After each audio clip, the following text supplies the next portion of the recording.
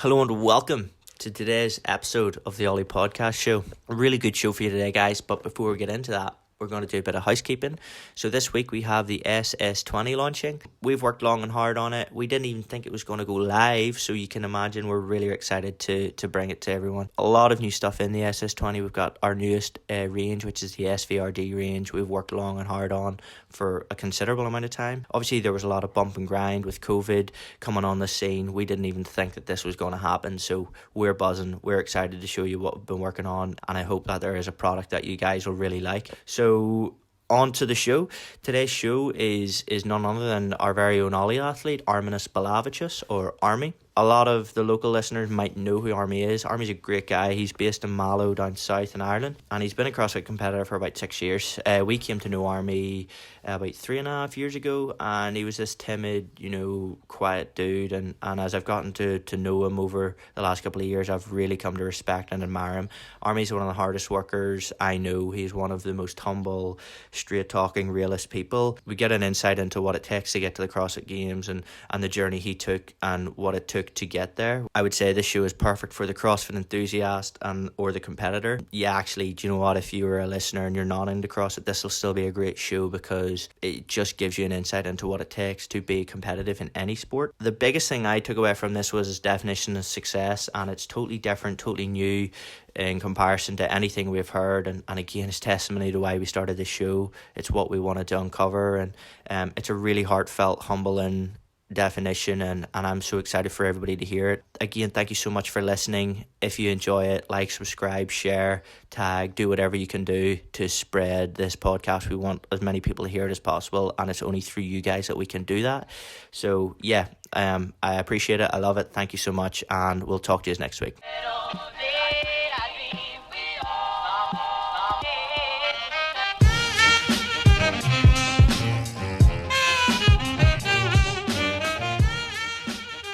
Armi, how are we, mate? Are you good? I'm good. How are you? I'm good, mate. I'm good. It's been a long time since we got sitting down and talking, boy. Yeah. How have you been? Yeah, all good. Training's going well. Working, the usual. Yeah, so a couple of people will know you, a couple of people won't. So Armi is two-time regional competitor, CrossFit Games competitor. You've been on the scene 5-6 years now. Been a long time, hasn't it? Yeah, 5-6 years, yeah. So yeah, he's rolled with the best. He's probably one of the premier athletes in Ireland. He's in that like big 4 or 5. So yeah, kind of give us a brief intro to yourself. Where you come from and how did everything start and how did you get to here? Yeah, so obviously, originally I was born in Lithuania. Lived there till I was about 12, 13 maybe. We made a decision. My mum, my dad, my sister, we moved to Ireland, moved to a place in a Cork county called Mallow. Oh. Yeah. And we've been living there since then, so probably a good 15, 16 years now since we've been living in Ireland. Love it. Ireland is like my home now. Yeah. I know that I don't have an Irish passport, but I consider myself Irish. Yes. CrossFit wise, got into it about 6-7 years ago maybe. Fell in love with it straight away. Probably after about a year, I decided to go competitive, and I said that I kind of wanted to give this a shot. And what was actually your sport before CrossFit? I was a soccer player. So I used to play. I was playing semi-pro level. I played international with Lithuania underage. So I was playing under 17s, under 19s, and under 21s. About to say we're in the presence of a superstar. Paddy. Yeah, but I don't think I was kind of like ever really probably good enough. We never, like Lithuania as a nation, wouldn't really have many good soccer players. We would have a couple of decent ones, but never really any superstars coming through. So I was probably in around that kind of same level. I was never good enough to make it. And then, so you said you kind of done the CrossFit for a year before really thinking, like, was it like just an enlightening moment where you're like, holy shit, well, maybe, I don't know if you thought you were good at it and you were like, yeah, I could give it a go, or was it you enjoyed it, or how'd you get into it? Do you know what? The way I got into CrossFit was my girlfriend Lisa. She was doing just regular CrossFit classes, and At the time, I was just after coming back from US. I was there for 6 months coaching soccer. So when I came back from US, I was always into fitness, and kind of at that time I was like, look, I'm not going to make it as a soccer player. I'm not going to be earning 200 grand a week. So I was like, look, I still want to keep fit and look after myself and my health. And at the time she was doing the classes, and she was, I think everybody goes through that stage when they just get into this and they can't stop talking about it and everything. They get the CrossFit bug. this, they get the bug. So she was always on about it, and I was like, Jesus, what is this CrossFit deal, Give it a rest. Yeah, give it a rest. So she's like, why don't you come in and try out one of the classes? And so I followed her in, and I done one class in a CrossFit gym in Malloy. The time was called CrossFit 4. And yeah, I done a couple of box jumps, couple of light calibre swings, and I was in bits. I woke up the next morning and my calves were sore and my triceps were in bits, and I just said to her, I says, geez, get me in there for another session. I fell in love with it straight away, and so yeah, I just kept going doing regular classes, and I think I made them kind of beginner gains very quickly. And yeah, I think the biggest change for me was I was always playing team sports. And to tell you the truth, I wouldn't be a team player. But at least you'll admit that. Yeah, at least you know what? When I found a sport, like an individual sport, where is the way you prepare it, that's the results you're going to get it. I loved it. I was always playing sports involving teams like soccer, basketball, all this kind of stuff. And like, I'm not blaming my teammates, but no matter like how good you prepare, you're still relying on other people to get the best out of you. So when I found CrossFit, and it was like, this is what you put into this is what you're gonna get, and I was like, yeah, this is for me. And yeah, so after about a good year just doing regular classes, I went to do actually we went to watch a competition in Limerick. It was for some kind of, I think it was like for a cancer charity. And there was guys doing one of the open workouts. This was rolled back 5 years ago, I'd say. And at the time, I couldn't do ring muscle ups. I couldn't do loads of stuff. And I had a different coach at the time. And I was standing on the sidelines and I was watching. And I said to him, I says, do you know what? I says, I want to do this. I want to go competitive. I really want to knuckle down and get all like ring muscle ups and all the high skills that I couldn't do at the time. And he said, yeah, that's fair enough. So literally the same day, we got into the car and drove home from Limerick to Mallow into the gym. OLY. Yeah, and I said, that's it now. From today on, I got to knuckle down and like try my best to get something out of CrossFit. And I suppose the rest is history, because like we've been working with 3 years maybe. Yeah. Maybe 2.5, 3 years. I can't even remember. It's been that long, but we've really seen you kind of go from showing up the local comps, doing really well, then moving into higher level with team. The likes of RIP, but the old Celtic series and all that stuff. Yeah. Maybe we'll not talk about that too much. But we've kind of seen your journey right from let's say grassroots per se, right up to regionals, and then last year you got to the games as well. So that was, well, first and foremost, massive congrats, and you're going back this summer. So it's kind of pretty interesting to hear that journey from start to now. So even talk about the games. What was that like? What was that experience like? Yeah, I think obviously it was nice being there and kind of competing up against the best in the sport. For me, like the games, it wasn't that big of a deal, Mm-hmm. I know we all, like, when I first started CrossFit, we were watching all these videos of the games, and that was kind of the ultimate goal, like. But when it came around and you actually compete in it, it's like, it's a different thing. It's like, yeah, it's not like the YouTube videos. Yeah, it? So, like I say, we're only a small fish, mm-hmm. And when we compete at the games, there's bigger guns out there. But no, look, I still enjoyed it. It's still a good experience. I don't think you get an experience anywhere like it in any other competition to compete at the games, and it was good. So yeah.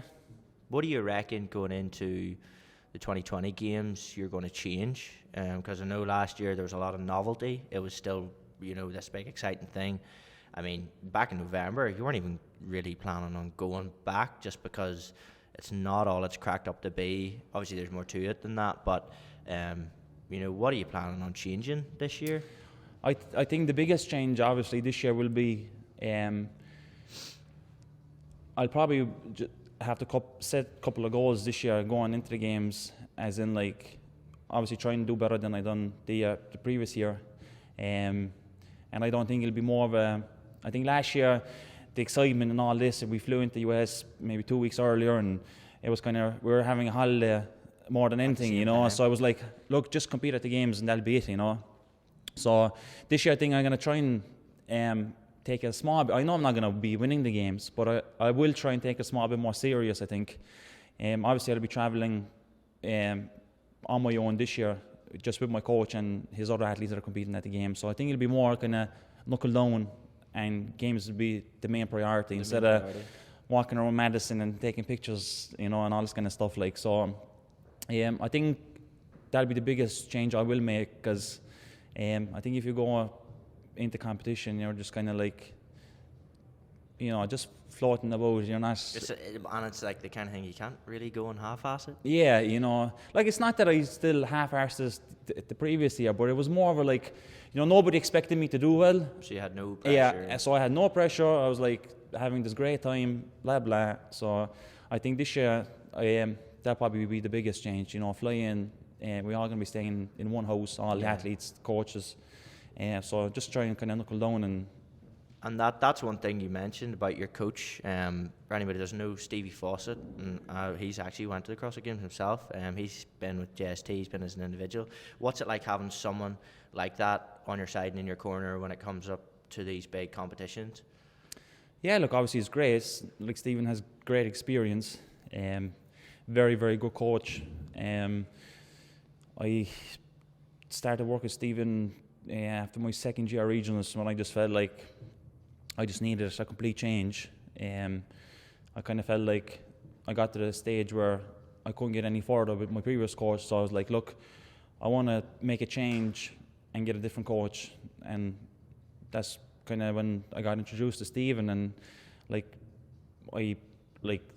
hands down, like, he made a big difference in my CrossFit career, because it was either I'm going to pack it up, or go for it again. Like, so, no, look, he kind of made me fall in love with the sport, So, no, look, he's great. He always reassures you with stuff, and so, no, it is good to have him by your side. And even one thing that I've really picked up on is, it's a bit off on a tangent, but it's, having heard a couple of things you said already.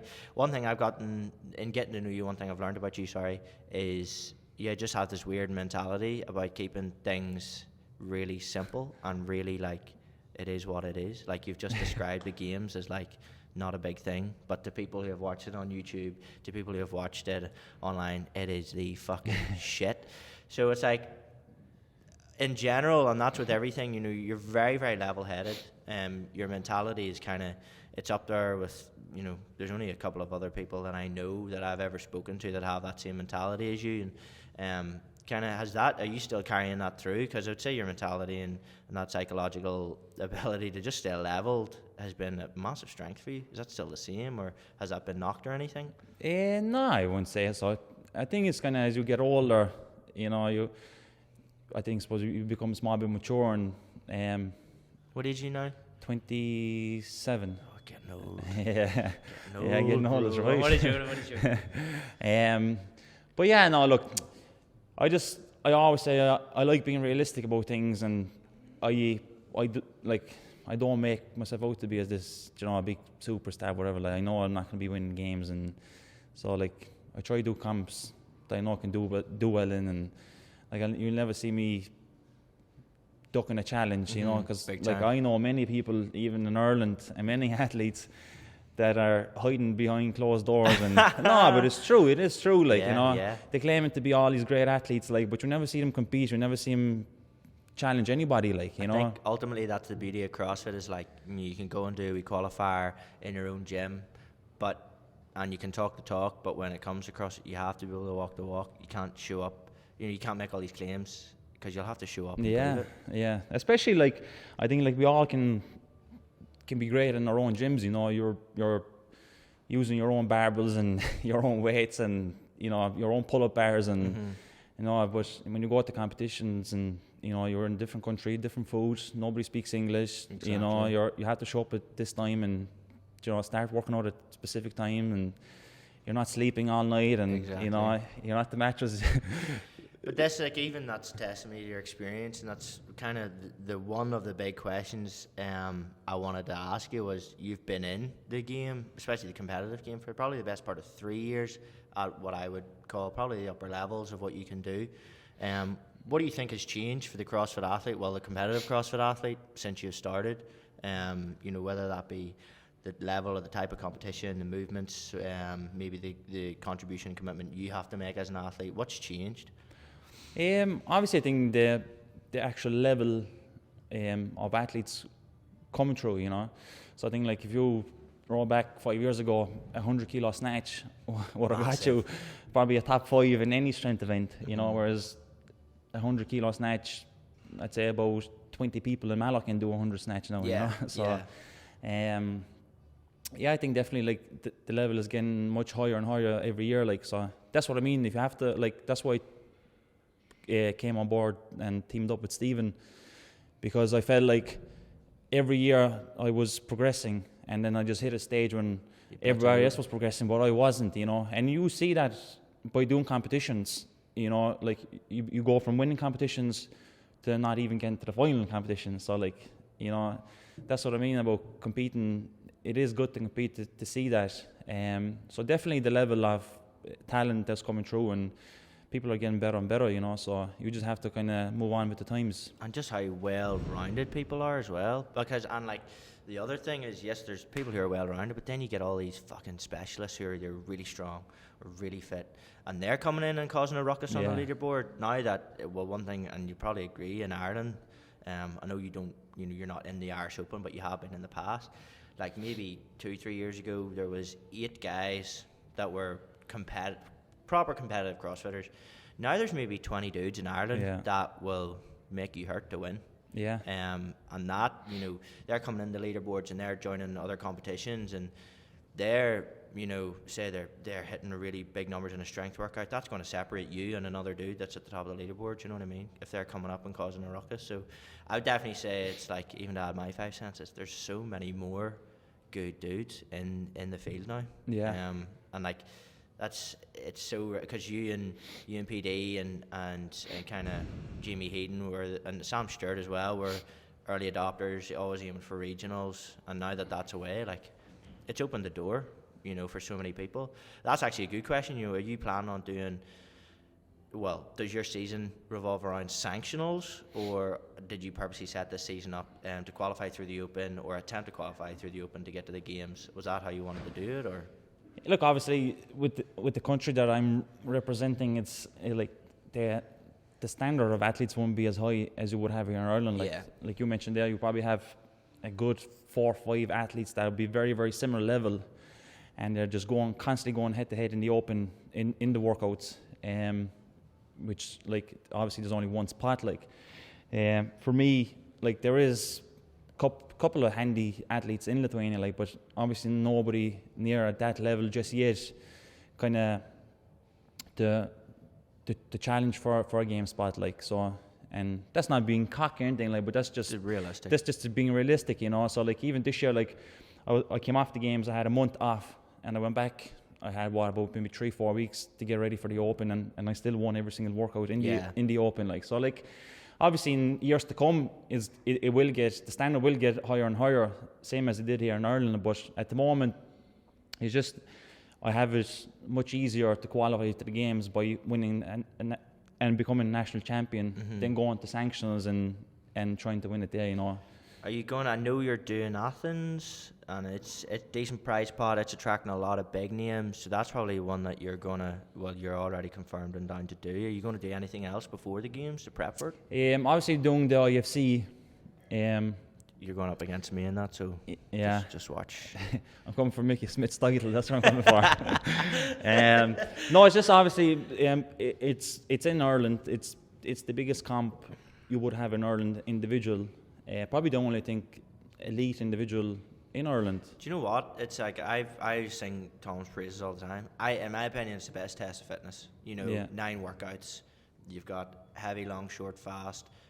Skills under intense, or skills at high intensity, fucking gymnastics at high intensity. Like, to me, he just puts on what is the closest thing to a well-rounded comp as there is. And plus, look, it's like I said, it's only probably for most people, it's only about two hours drive. For myself, it's probably an hour and a half. So I think like every top athlete in Ireland should do it. Like, especially as we have a good competition in our own country. Yeah. So like, why not?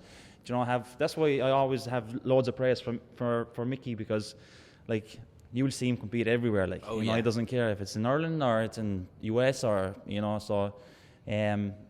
Like, I think everybody should do it. Like, And the fact of the matter is, it's a great weekend. It's like, the Saturday last year, we had a couple of people from Mickey's gym. We had you there. We had the OLY guys there.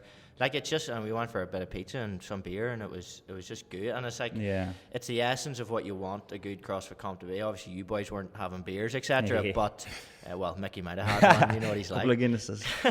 But I would take what you said and run with it, because it's probably one of the better comps. Especially as it's 3-day competition too. So like that's as close as you can get the big European competition.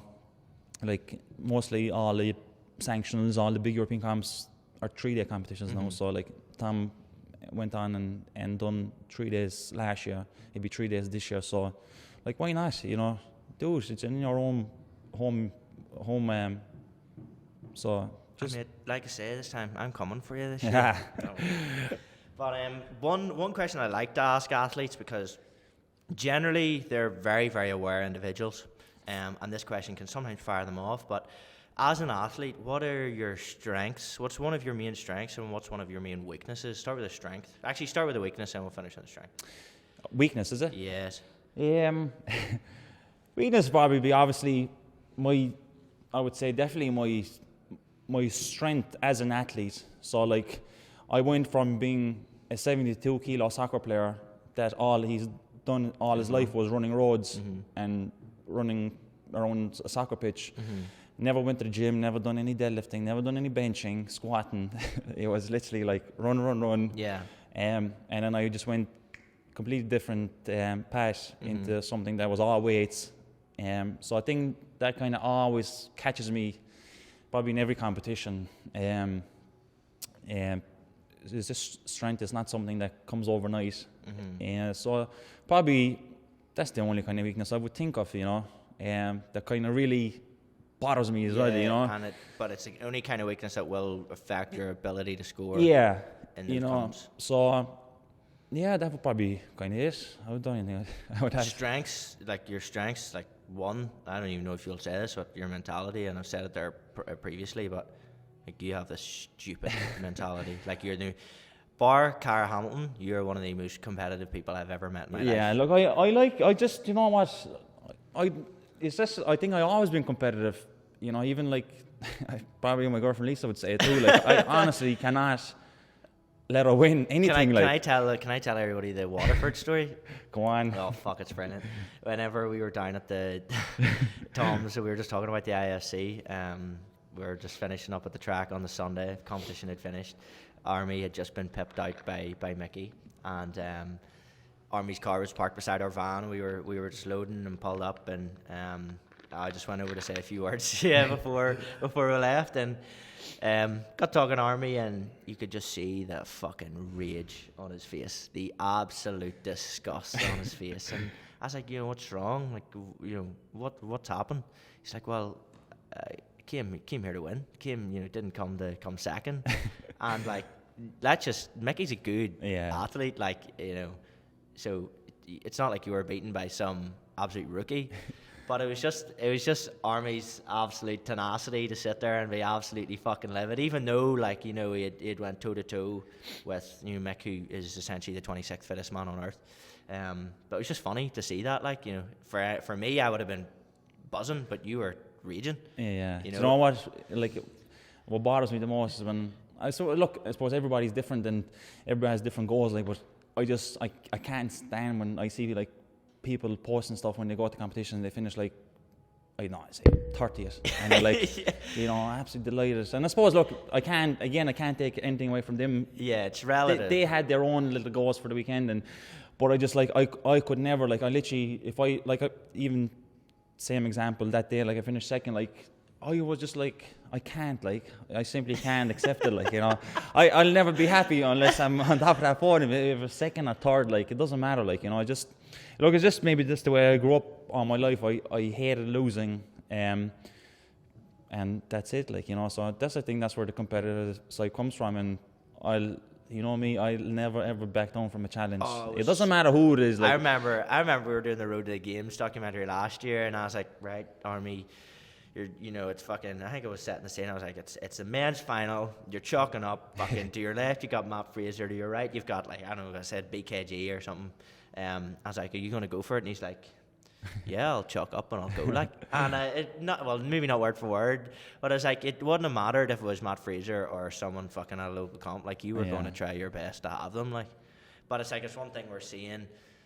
A lot of the competitive CrossFitters, like, just have that sick competitive mentality, and you need it. Like, it's not the kind of sport that, you know, like you said about team sports, you can half-ass team sport and go on talent and skill, especially in kind of open environment sports like rugby, football, or GA or whatever.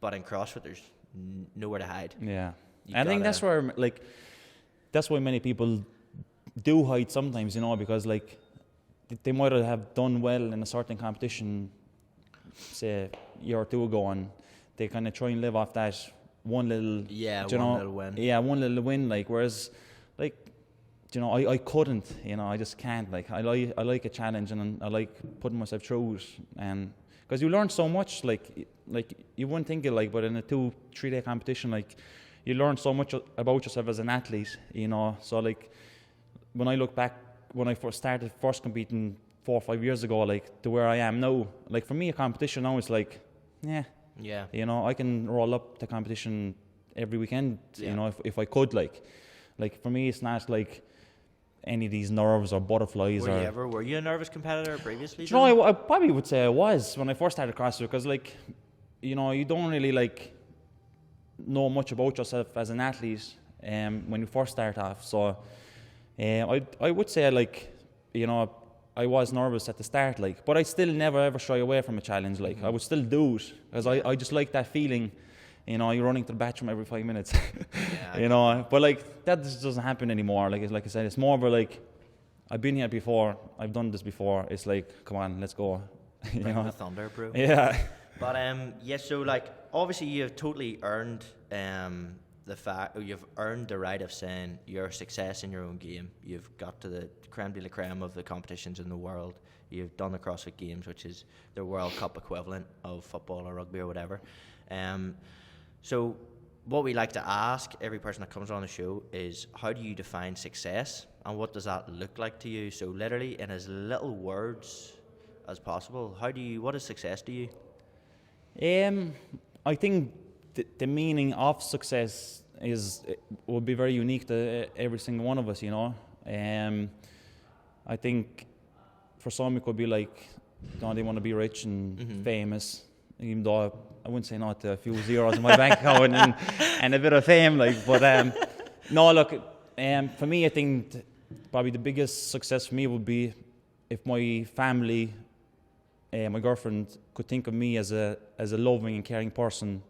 And if I could be a good role model for my little niece, my little nephew, and my godchildren, I think that would be the biggest success for me. But if you're talking as a success as in the CrossFit athlete, success in general, you know, that's what we want to try and get from this. So no, look, definitely, like, that'd be the main priority, what I just mentioned. But other than that, I would just say, like, probably just, like, deciding what you want to do, what you want to achieve, like, even the likes of CrossFit, like, and just like going through daily challenges. Not, I wouldn't say like making the games or, you know, winning the games is, I wouldn't call that like a success, you know. I think it's like getting up early in the morning when you don't want to get up and staying up late, you know, when you're tired and training, all this kind of, I think they're the kind of, that's what I would call a success for myself, you know. And has that kind of, like the first part of that, like being that role model, a positive role model, shall we say, where did that come from? Like, because it's obviously far away from having zeros in the bank and being this big famous person. Like, where did that wanting to be that role model come from? I don't know. Like obviously my dad would have been a good role model to me. He was always into sports, and you know, he was never like drinking or smoking or taking drugs or any of that stuff. Like, he was always a family man. So like now, like being 27 years old, like when you have, you know, your small little niece and your nephew and a couple of grandchildren or godchildren, you just kind of want them to look up to you, you know. Like, I don't want to be known as, oh Jesus, don't be like your Uncle Armi, you know. You know, whereas now it's like, even like Lisa's, just a quick example, like even Lisa's little niece, you know, she's only like, I think 3 years old, like, and like she's always really asking Lisa, like, is Armi at the gym, you know, whereas it could be worse, like they could be saying like, is Armi at the bar? Yeah, is Armi, is he drunk again, you know? So I think like that would be kind of like, if I could be a good role model, and like I said, if my family could know me as a loving, caring person, that'd be the main success for me. That's awesome. I like that, like, because it's a bit more, I don't know the right word for it, but it's not really driven by kind of the external factors of money and success, or money and fame and fortune, and that's... Yeah, but you know yourself, Lewis, like, them things come and go. Oh, they do. Like, family, they always be there for you no matter what, like, through the good times and the bad times, like, so, like, I always like, hoping, like, that we could keep them as close to as you can, you know, whereas all the other stuff will fall into place, you know, so if it's meant to be, it's meant to be.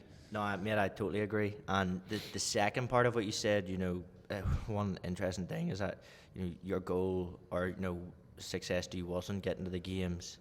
It's showing up to the gym when you don't want to be there. It's doing the early mornings when you don't want to, doing the late nights when you have to, and getting it done. I think that's testimony to your character, because you are, like, I used to call you the silent assassin, because, like, just out of fucking nowhere, Armi will show up to a comp and just win like 7 out of 9 events out of nowhere, and like, yeah, it's the kind of thing that it is testimony to you. But like, is that what you've really used to motivate yourself now that, well, I would say you've probably achieved most of your competitive goals, you know, having done regionals, having done the games, having done all the big comps? Like, is that what you're using to motivate yourself at the moment? Just like, and what I mean by this, nailing the processes, you know, doing the hard yards. Do you know what, like, I wouldn't even say that. It's like, I never got, I don't know, maybe because I'm not actually an Irish citizen. Yeah.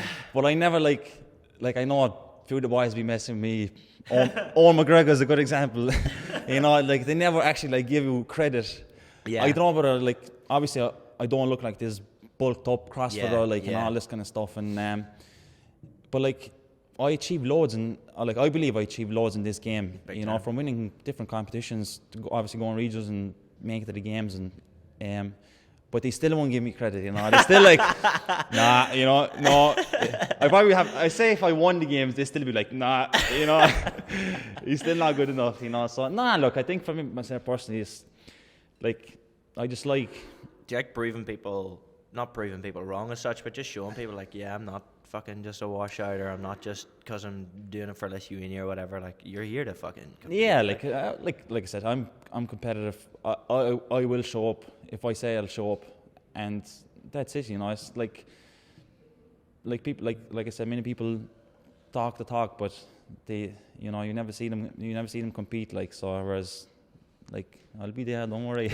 I love that. So we'll try and move towards the end here. What's coming up for Arminas Balevicius in the next kind of, like, you've got the games at the end of the summer, so what's kind of happening between now and then? So obviously head down now, couple of probably 4 or 5 weeks of solid training, then heading off to Athens. There's a 3-day competition happening in Athens called Athens Throwdown. So that'll be a nice little test, kind of see where we are. Probably won't have much going on after that until the summertime. I obviously be doing the IFC, which is I think the start of July. And I think the end of July then we fly out to the US. I might try and fit in a competition in June if I can find one where the qualifiers still have been released. But if not, it'll probably be definitely Athens and IFC and in the games. And like I said, if I can fit one more in, I just like to be active. If I could get another comp in, I'd be delighted. But if not, 2 comps before the games, and that'll be it then.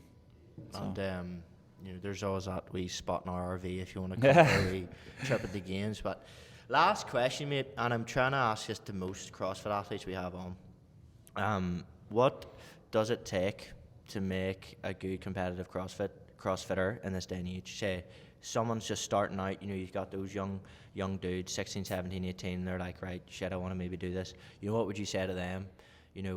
Whether it be have your base, have whatever, what are three or four things that you would say to someone starting I'll say out? one thing and one thing only: drop the ego. Drop the ego. Yeah. If you have any bit of ego about you, game over. I've seen a good few athletes even these days, like, they're, I think, too good for competitions, too good to do this comp or too good to do that comp, even though you haven't won anything yet. I think too many people are like too focused of, say, like even make it to the games or doing these big Dubai Fitness Championships. Like I came from doing Mickey Mouse competitions and working myself up to doing big European comps. I didn't just start it from doing big, massive competitions.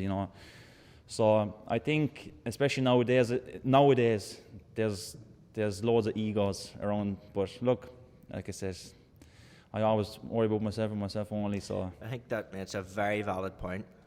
So I can only relate to the fact that I have a fucking massive ego, and now I am training, 2 big sessions at the weekend with the likes of PD and Cara, and fuck boy, you can't have an ego, because if you think you're relatively good, go train with them. Yeah. Go train with you, go train with Mick, go train with anyone and they will hand you your ass on a plate any day of the week, no matter what the fucking workout is.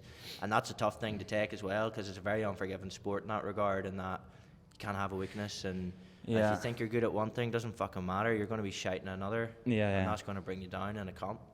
But you know what, even like when I first started, obviously, I was only an amateur, I wasn't really good at certain things, but at the time, my coach, he was miles better than me, but I done everything out my way to go and train with him, I'd be ringing him, texting him, when we training, I was looking for an ass whooping, not many people can take that, but big time. That's what I think made me succeed in the sport, because I was I was willing to lose to get learn. better, so that's what I mean. I think even nowadays, even say in my own gym, there's loads of people that have great potential, but you never they never be come on, let's do a what together, because I know I would beat them, and whether they don't want to get beat or I don't know what it is, but I know I was completely different when I first started. I would have done anything on my way